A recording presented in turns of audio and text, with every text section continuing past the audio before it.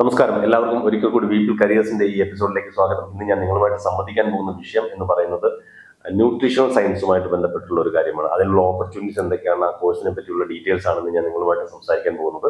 നമുക്കറിയാം, ന്യൂട്രീഷൻ എന്ന് പറഞ്ഞു കഴിഞ്ഞാൽ നമ്മളെല്ലാവരും ഭക്ഷണം ഒത്തിരി കഴിക്കുന്നു, ക്വാണ്ടിറ്റിയിലല്ല അതിന്റെ ക്വാളിറ്റിയിലാണ് ഇമ്പോർട്ടൻസ് എന്നുള്ള കാര്യം നമുക്ക് എല്ലാവർക്കും അറിയാം. അപ്പോൾ അതിനെയാണ് നമ്മൾ ന്യൂട്രീഷണൽ സയൻസ് എന്ന് പറയുന്നത്. അതായത് നമ്മളുടെ കഴിക്കുന്ന ഭക്ഷണവും നമ്മുടെ ആരോഗ്യവും നമ്മുടെ വെൽബീയിങ്ങും അതുപോലെ തന്നെ ഈ ന്യൂട്രീഷനുമായിട്ടുള്ള ബന്ധത്തെപ്പറ്റി പഠിക്കുന്ന ഒരു ശാസ്ത്രശാഖയാണ് ന്യൂട്രീഷണൽ സയൻസ് എന്ന് പറയുന്നത്. ഇന്ന് നമുക്കറിയാം, പോസ്റ്റ് കോവിഡ് സിറ്റുവേഷനിൽ നമ്മൾ ആരോഗ്യത്തെപ്പറ്റി വളരെയധികം ശ്രദ്ധ പതിപ്പിക്കുന്ന ഒരു കാലഘട്ടമാണ്. അതുപോലെ തന്നെ പോസ്റ്റ് കോവിഡ് സിറ്റുവേഷനിൽ ഹെൽത്ത് കെയർ രംഗത്തുള്ള ഒരുപാട് ഓപ്പർച്യൂണിറ്റീസും കൂടിയിട്ടുണ്ട് എന്നുള്ളത് വാസ്തവമാണ്.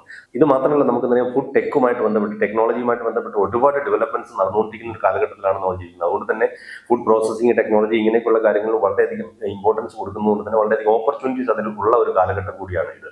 ഈ ഡയറ്റിക്സ് അല്ലെങ്കിൽ ന്യൂട്രീഷണൽ സയൻസ് കോഴ്സ് ജോയിൻ ചെയ്ത് അതിൽ നിന്ന് വിജയിച്ച് പുറത്തു വരുന്നവർക്ക് വളരെ ബ്രില്യൻ്റ് ആയിട്ടുള്ള, വളരെ ഫ്യൂച്ചറിസ്റ്റിക് ആയിട്ടുള്ള ഒരു കരിയറാണ് അതിലുള്ളത് എന്നുള്ള കാര്യത്തിൽ യാതൊരു സംശയവുമില്ല.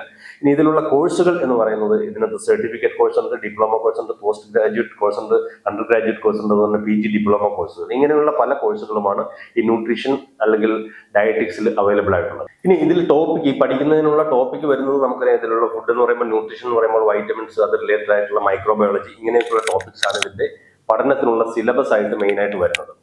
ഇതിന്റെ ഓപ്പർച്യൂണിറ്റി എന്ന് പറഞ്ഞു കഴിഞ്ഞാൽ ഫുഡ് ടെക്നോളജിസ്റ്റ്, റിസർച്ചേഴ്സ്, അതുപോലെ തന്നെ ഫുഡ് ഇൻസ്പെക്ടേഴ്സ്, അതിന് വലിയ വലിയ ഓർഗനൈസേഷനുകളിൽ ഫുഡ് ടെക്കുമായിട്ട് ബന്ധപ്പെട്ടുള്ള ഓർഗനൈസേഷനുകളിലൊക്കെ ഒരുപാട് ഓപ്പർച്യൂണിറ്റി, അതുപോലെ തന്നെ ഇൻഡിപെൻഡന്റ് ഡയറ്റീഷ്യൻസ് ആയിട്ടൊക്കെ പ്രാക്ടീസ് ചെയ്യാനും ഒക്കെ പറ്റുന്ന ഒരു ഓപ്പർച്യൂണിറ്റിയാണ് ഇതിന്റെ വാതായനങ്ങൾ തുറന്നു തരുന്നത്.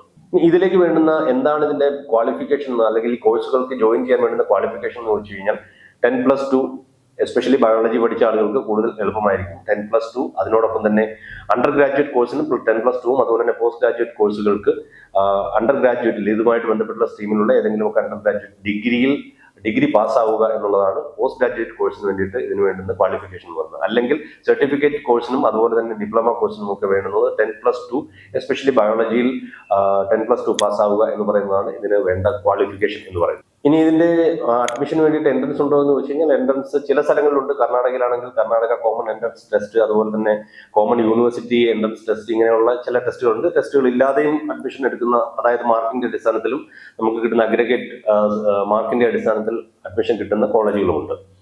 ഇനി നീറ്റ് എക്സാമിനേഷനുമായിട്ട് ബന്ധപ്പെട്ട് വരുന്നത് ഫുഡ് ടെക്നോളജിയാണ്. അതായത് BTech food technology, MTech food ടെക്നോളജിയാണ്. അതിനെപ്പറ്റി ഡിഫറെന്റ് ആയിട്ടുള്ള ഒരു എപ്പിസോഡ് തന്നെ വരുന്നുണ്ട്. അതിനെപ്പറ്റി വിശദമായിട്ട് പ്രതിപാദിക്കാം. ഇതിൽ ഞാൻ പറഞ്ഞ കോമൺ യൂണിവേഴ്സിറ്റി എൻട്രൻസ് ടെസ്റ്റ് എന്ന് പറയുന്നത് ചില സ്ഥലങ്ങളിലുണ്ട്, ചില സ്ഥലങ്ങളിൽ അത് അണ്ടർ ഗ്രാജുവേറ്റ് കോഴ്സിന്, അതായത് ഡിഗ്രിക്ക് സെപ്പറേറ്റ് ആയിട്ടും അതുപോലെ തന്നെ PGക്ക് സെപ്പറേറ്റ് ആയിട്ടുമാണ് ഈ എൻട്രൻസ് ടെസ്റ്റുകൾ വരുന്നത്. ഇതിന്റെ ഫീസ് എന്ന് പറയുന്നത് ഏതാണ്ട് 5,000, സർട്ടിഫിക്കേഷൻ കോഴ്സുകൾ അല്ലെങ്കിൽ ഡിപ്ലോമ കോഴ്സുകളൊക്കെ 5,000 സ്റ്റാർട്ട് ചെയ്തിട്ട് ഏതാണ്ട് 5 lakhs വരെയുള്ള ഫീസ് സ്ട്രക്ചറാണ് ഇതിന് ഉള്ളത്. ഇത് ഓപ്പൺ ചെയ്യുന്ന കരിയർ എന്ന് പറയുന്നത്, അല്ലെങ്കിൽ നമുക്ക് ഈ കോഴ്സ് കഴിഞ്ഞാൽ എന്ത് ജോലി കിട്ടും എന്ന് ചോദിച്ചു കഴിഞ്ഞാൽ, നമുക്ക് ഫുഡ് ടെക്കുമായിട്ട് ബന്ധപ്പെട്ടുള്ള ഒരുപാട് ഓർഗനൈസേഷനുകൾ, കമ്പനികളുണ്ട്. അവിടെയൊക്കെ നമുക്ക് ഓപ്പർച്യൂണിറ്റി ഉണ്ട്. കോളേജുകളിലും അതുപോലെ തന്നെ സ്കൂളുകളിലും ഒക്കെ പഠിപ്പിക്കാനുള്ള ഒരു ഓപ്പർച്യൂണിറ്റി നമുക്ക് കിട്ടുന്നുണ്ട്. ഫുഡ് ഇൻസ്പെക്ടേഴ്സ് ആയിട്ട്, അതുപോലെ തന്നെ റിസർച്ചേഴ്സ് ആയിട്ട് നമുക്കുള്ള ഓപ്പർച്യൂണിറ്റീസ് ഉണ്ട്. ഇനി ന്യൂട്രീഷനിസ്റ്റ് ആയിട്ട്, പേഴ്സണൽ ഡയറ്റീഷ്യൻ ആയിട്ട്, അല്ലെങ്കിൽ ഡയറ്റീഷ്യൻ, പല ഹോസ്പിറ്റലുകളും ഹെൽത്ത് കെയർ ഇൻഡസ്ട്രിയിലും ഒക്കെ ഡയറ്റീഷ്യൻസ് ഉണ്ട്. ഇതെല്ലാം തന്നെ നമുക്ക് ഓപ്പൺ ചെയ്യുന്ന, അല്ലെങ്കിൽ ഈ കോഴ്സ് കഴിഞ്ഞാൽ നമുക്ക് ഓപ്പണിംഗ് ആയിട്ട് കിട്ടുന്ന കരിയർ ഓപ്പർച്യൂണിറ്റീസ് ആണ്.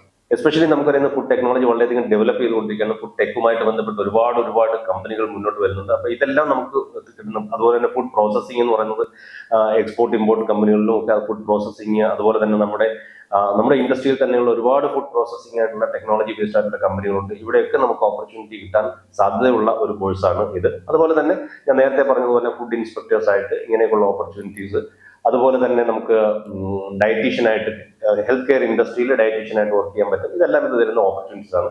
സാലറി എന്ന് പറഞ്ഞാൽ 15,000 മുതൽ 50,000 വരെ, 50,000 രൂപ വരെയൊക്കെയുള്ള സാലറി ഈ ഒരു പോസ്റ്റിലേക്ക് കിട്ടും. പിന്നെ ഡിപ്പെൻഡ്സ് ഓൺ ദ കമ്പനിയുടെ അനുസരിച്ചിട്ട് സാലറി അങ്ങോട്ടോ ഇങ്ങോട്ടോ ഏറ്റക്കുറച്ചിലുകൾ വരാനുള്ള സാധ്യതയുണ്ട്. ഇനി കോളേജുകളിലേക്കുള്ള അഡ്മിഷൻ എന്ന് പറയുന്നത് ഈ എൻട്രൻസ് ടെസ്റ്റുകളുടെ എല്ലാം ഡേറ്റ് നമുക്ക് ഗൂഗിളിലൊക്കെ സെർച്ച് കഴിഞ്ഞാൽ കിട്ടും. ഏത് യൂണിവേഴ്സിറ്റിയാണോ ആ യൂണിവേഴ്സിറ്റിയുടെ സൈറ്റിൽ പോയി കഴിഞ്ഞാൽ നമുക്ക് കിട്ടും. അതുപോലെ തന്നെ കേരളത്തിൽ അവൈലബിൾ ആയിട്ടുള്ള Amrita centre, SS college Ernakulam, അതുപോലെ തന്നെ കാലിക്കറ്റ് യൂണിവേഴ്സിറ്റിയുടെയും കേരള യൂണിവേഴ്സിറ്റിയുടെ അണ്ടറുള്ള വേരിയസ് കോളേജ്, MG യൂണിവേഴ്സിറ്റി കോട്ടയത്ത് കോഴ്സുകൾ അവൈലബിൾ ആണ്. ഇതെല്ലാം തന്നെ നമ്മുടെ +2 റിസൾട്ട് വന്നതിന് ശേഷം ഡിഗ്രിയുടെ പ്രവേശനവുമായിട്ട് ബന്ധപ്പെട്ട് വരുന്ന സമയങ്ങളിലാണ് ഇതിന്റെ എല്ലാം വിജ്ഞാപനം പുറത്തു വരുന്നതും. ആ സമയത്താണ് നമ്മൾ അഡ്മിഷന് വേണ്ടിയിട്ട് കോളേജുകളെ സമീപിക്കുകയും വേണ്ടുന്നത്. ഇതിന്റെ ഡീറ്റെയിൽസിന് വേണ്ടിയിട്ട് നമുക്ക് ഗൂഗിളിൽ സെർച്ച് ചെയ്ത് കഴിഞ്ഞാൽ ഏത് കോഴ്സാണ് നിങ്ങൾ ഉദ്ദേശിക്കുന്ന ആ കോഴ്സിന്റെ ഡീറ്റെയിൽസും അതുപോലെ തന്നെ കോളേജുകളുടെ ഡീറ്റെയിൽസും കിട്ടും. അതുപോലെ തന്നെ കോളേജുകളുടെ ഡീറ്റെയിൽസ് ഇതിന്റെ താഴെ ഞാൻ ഡിസ്ക്രിപ്ഷൻ, ഈ വീഡിയോയുടെ താഴെ ഞാൻ ഡിസ്ക്രിപ്ഷനായിട്ട് കൊടുക്കുന്നുണ്ട്.